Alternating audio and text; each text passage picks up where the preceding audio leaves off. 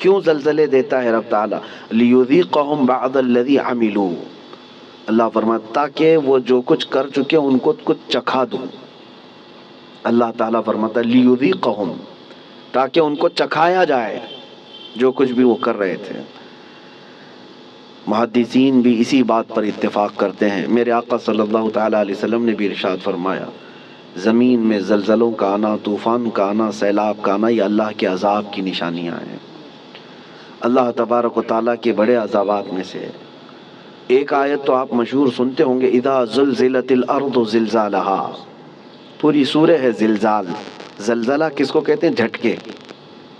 آپ کی نظر میں تو صرف ارتھ کوئک ہے، اور سائنٹیفک اعتبار سے اس کو کہا جاتا ہے زمین کی نیچے کی تہیں جو ہیں، پرت، پلیٹس، جب یہ آپس میں ہل جاتی ہیں تو زمین پھٹ جاتی ہے۔ اندر لاوا ہوتا ہے زمین کے اندر، وہ ابل رہا ہوتا ہے، اور یہ پلیٹ جو ہے ڈس بیلنس ہوتی ہیں تو زمین کے اندر دراڑ آ جاتی ہے۔ سائنٹیفک اعتبار سے ان کی تحقیقات ہیں۔ ہزار سائنس جو ہے ترقی کر چکا ہو، لیکن یہ بھوکمپ، ارتھ کوئک، ان سب کے آنے سے پہلے وہ کبھی خبر نہیں دے پاتے۔ ہو جانے کے بعد وہ بتاتے ہیں کہ کتنے مقدار کا زلزلہ تھا، کتنا تیز جھٹکا تھا، اس کو ناپ کر کے تو بتا دیا جاتا ہے، لیکن جو ہلاکتیں ہیں اس کو بچا نہیں پاتے، نہ ہی سونامی کو، نہ ہی زلزلوں کو۔ قرآن میں جس زلزلے کا ذکر ہے، اذا زلزلت الارض زلزالہا، یہ آیت سن کر کے ہمارے امام اعظم ابو حنیفہ رحمۃ اللہ علیہ مغرب کی نماز سے لے کر کے جو روتے رہے تو رات گزر چکی تھی، پوری رات ان کی داڑھی سے آنسوؤں کے قطرے ٹپکتے تھے، مصلی بھیگ جاتا تھا اس ایک آیت کو سننے کے بعد، کہ اللہ کیا فرماتا ہے اس میں، جب زمین ہلا دی جائے گی، اذا زلزلت الارض زلزالہا واخرجت الارض اثقالہا، اور زمین اپنے اندر بوجھل چیزوں کو باہر نکال دے گی، سب نکل جائے گا۔ لیکن اس آیت میں جو زلزلے کا ذکر ہے وہ سب سے لاسٹ، فائنل اور بڑا زلزلہ ہے جو قیامت کے قریب ہوگا۔ اس وقت پوری دنیا کی زمین ہلا دی جائے گی، وہ ایک علاقے کی نہیں ہے، ایک ملک کی یا ایک خطے کی نہیں۔ اس سے پہلے مفسرین فرماتے ہیں کہ قیامت آنے سے پہلے بہت زلزلے آئیں گے۔ اب حدیث رسول میں آپ کو سناتا ہوں، امام بخاری رضی اللہ تعالیٰ عنہ نے اس حدیث کو اپنی بخاری شریف میں نقل فرمایا۔ اللہ کے حبیب صلی اللہ تعالیٰ علیہ وسلم نے ارشاد فرمایا، جب امانتیں ضائع ہونے لگ جائیں، زنا عام ہو جائے اور گانے بازی کی کثرت ہونے لگ جائے، حضور پاک صلی اللہ علیہ وسلم فرماتے ہیں زمین میں زلزلوں کی کثرت ہوگی، ہر جگہ زلزلے آنے شروع ہو جائیں گے اور قیامت قریب ہوگی، ایک زمانہ دوسرے زمانے سے نہایت قریب ہو جائے گا۔ اور حدیث پاک بخاری شریف کی حدیث ہے، میرے آقا فرماتے ہیں مال کی فراوانی اتنی ہوگی، مال اتنا ہوگا جیسے لگتا ہوگا کہ ہر جگہ سے ابل رہا ہے مال، ہر ایک کے پاس مال آئے گا، مال آئے گا، غریب کوئی نہیں رہتے۔ آج کے حالات میں بھی دیکھیں آپ، غربت و افلاس بہت کم ہو چکی ہے۔ آج کے زمانے کا غریب وہ ہے جو پچھلے زمانے کا امیر تھا۔ آج کا جو غریب ہے اس کو غریب کس کو کہتے ہیں؟ بھائی اس کے پاس کار نہیں ہے، اس کے پاس بائک نہیں ہے، غریب ہے، اس کو آج غریب سمجھا جاتا ہے۔ کھاتا پیتا ہے، پہنتا ہے، گھر بھی ہے، سب ہے۔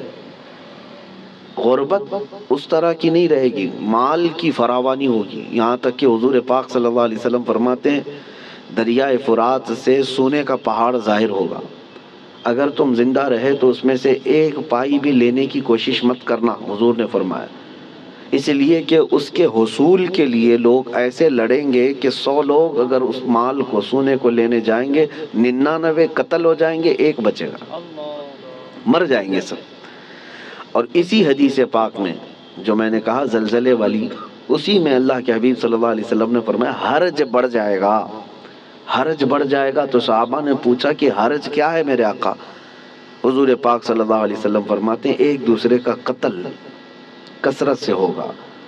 تو اس زمانے میں ہم آ چکے میرے عزیزو، زمینیں جب ہلا دی جاتی ہیں پڑوس کی، خوف سے ہمارا دل ہل جانا چاہیے۔ حضرت عمر ابن عبدالعزیز رضی اللہ تعالیٰ عنہ 5ویں خلیفہ راشد ہیں، ان کے زمانے میں کسی ملک میں زلزلہ آیا، زمین ہل گئی، تو وہاں کے جو گورنر تھے، وہاں کے جو ذمہ دار تھے، حاکم تھے، ان کے نام پر حضرت عمر ابن عبدالعزیز نے فوراً خط جاری کیا کہ جیسے ہی زلزلہ آیا، حالانکہ وہ زمانہ عمر ابن عبدالعزیز کا تھا، عدل و انصاف کا زمانہ، ان کے زمانے میں جس جگہ پر زلزلہ آیا تھا اس جگہ انہوں نے اتنا ٹائٹ کر دیا، کورونا میں جیسے کوارنٹائن وغیرہ کے معاملات تھے، ایسے حضرت عمر ابن عبدالعزیز نے سارے لوگوں کو ٹائٹ کر دیا، کہا اس پورے خطے کے لوگ کثرت سے استغفار کریں، سب استغفار میں مشغول ہو جائیں، کوئی ایک بندہ بھی نہ رہے۔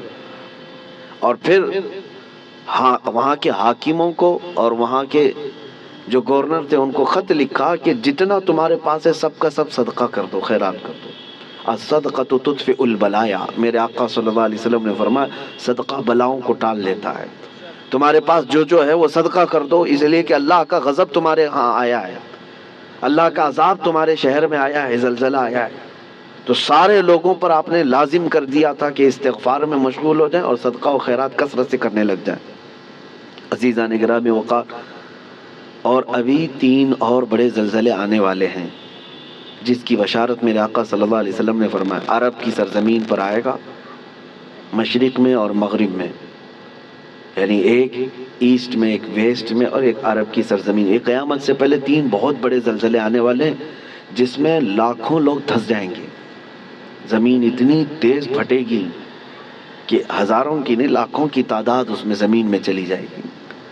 مشرق میں ہم لوگ بھی آتے ہیں، ویسٹرن میں دوسری کنٹریز ہیں، آپ کو پتہ یورپ وغیرہ، اور عرب ہے۔ اور ان زلزلوں کے متعلق جو فرمایا گیا وہ قیامت سے قریب آنے والے ہیں، وہ بڑی نشانیوں میں سے ہیں۔ اور ان عذابات میں جو گرفتار ہو گئے، اللہ کی پناہ، اللہ کی پناہ، کوئی دنیا کی طاقت انہیں نہیں بچا پاتی، کوئی دنیا کی طاقت انہیں روک نہیں سکتی۔ اسی لیے آج میں یہ میسج دینا چاہ رہا تھا کہ کثرت سے استغفار میں لگ جائیں، جتنا زیادہ ہو سکے، صرف اپنے لیے نہیں، اپنے بھائیوں کے لیے۔ سورہ انفال 9ویں پارے میں اللہ تعالیٰ فرماتا ہے وَمَا كَانَ اللَّهُ لِيُعَذِّبَهُمْ وَأَنْتَ فِيهِمْ وَمَا كَانَ اللَّهُ مُعَذِّبَهُمْ وَهُمْ يَسْتَغْفِرُونَ۔ آیت ہے، اللہ فرماتا ہے اللہ اس قوم کو عذاب نہیں دے گا اس لیے کہ اے محبوب آپ ان کے بیچ میں ہیں۔ ایک ذریعہ یہ ہے۔ دوسری بات اللہ تعالیٰ قرآن میں فرماتا وَمَا كَانَ اللَّهُ مُعَذِّبَهُمْ وَهُمْ يَسْتَغْفِرُونَ، اور اللہ ان کو اس وقت تک عذاب نہیں دے گا جب تک یہ استغفار کرتے رہیں گے، جب تک یہ استغفار کرتے رہیں گے۔ استغفار کیا ہے؟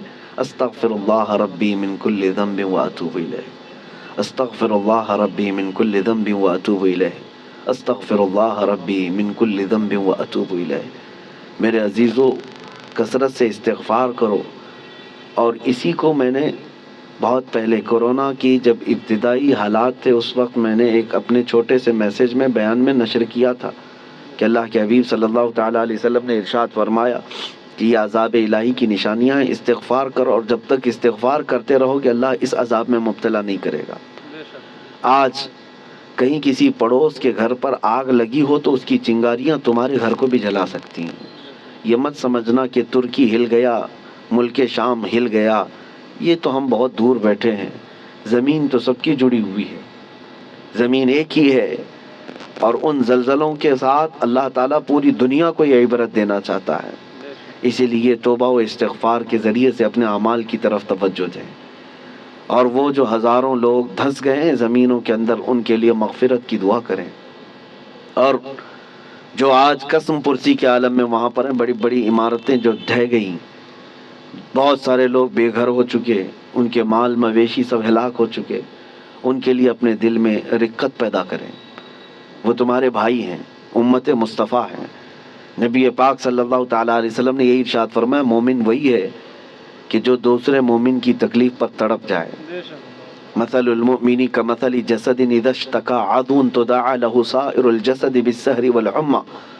ایک مومن کی مثال میرے آقا فرماتے ہیں سارے جسم کی طرح ہے، ایک عضو کو بھی تکلیف ہوگی تو پورے جسم میں بخار آ جائے گا۔ آج ترکی اور سیریا ملک شام کے غم میں ہم شامل ہیں۔ آج ہمیں ان کے لیے استغفار بھی کرنی ہے، ہمیں ان کے لیے دعائیں مغفرت بھی کرنی ہے، ان کے لیے رحم کی بھیک اللہ کی بارگاہ میں مانگنی ہے۔ میرے عزیزو، تنہائی میں اللہ تعالیٰ کی بارگاہ میں روتے گڑ گڑاتے مانگے۔ یقین جانو کہ آج اپنے بھائیوں کے لیے دعا کرو گے تو کل تمہیں کوئی مصیبت آئے تو ساری دنیا تمہارے لیے بھی دعا کرے گی، اور اللہ تعالیٰ دوسرے مومنین کے دلوں میں تمہارے لیے رقت پیدا کرے گا، تمہارے لیے رحم پیدا کرے گا۔ ان غریبوں کے لیے، ان قسم پرسی کے عالم میں موجود لوگوں کے لیے دعا کریں۔ میں آج کی اس محفل میں بس اتنا ہی کہنا چاہتا تھا، اور آیت کریمہ پھر ریپیٹ کرتا ہوں۔ اللہ فرماتا ہے ظہر الفساد فی البر والبحر، فساد ظاہر ہو گیا خشکیوں میں اور سمندروں میں، بما کسبت ایدی الناس، وجہ کیا ہے؟ اس لیے کہ لوگوں کے ہاتھوں کی کمائی ہے، ان کے اپنے برے اعمال ہیں، ان کے گناہ ہیں، ان کے شامت اعمال ہے۔ لیذیقہم بعض الذی عملوا، اور اللہ فرماتا ہے یہ کیوں ان کے اوپر عذابات آئے؟ تاکہ ان کو چکھایا جائے جو کچھ یہ کرتے تھے۔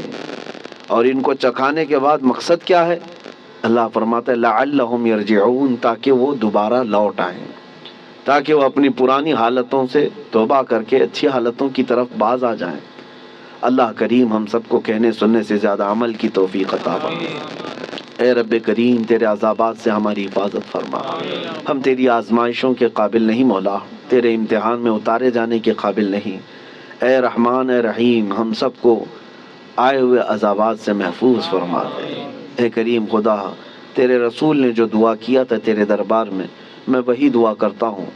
اللہم انی اسألک من خیر ما سألک منہ نبیک سیدنا محمد صلی اللہ علیہ وسلم، اللہم انی اعوذ بک من شر ما استعاذک منہ نبیک سیدنا محمد صلی اللہ علیہ وسلم، اللہم ان اردت بعبادک فتنة فاقبضنا غیر مفتونین، فاقبضنا غیر مفتونین، فاقبضنا غیر مفتونین۔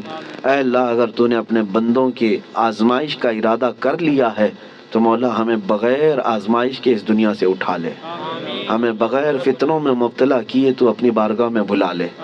اے اللہ ایمان کی سلامتی اور عزت کی سلامتی کے ساتھ دنیا سے ہمیں رخصتی عطا فرما۔ وصلی اللہ تعالی علی خیر خلق محمد وآلہ واصحابہ اجمعین برحمتک یا ارحم الراحمین۔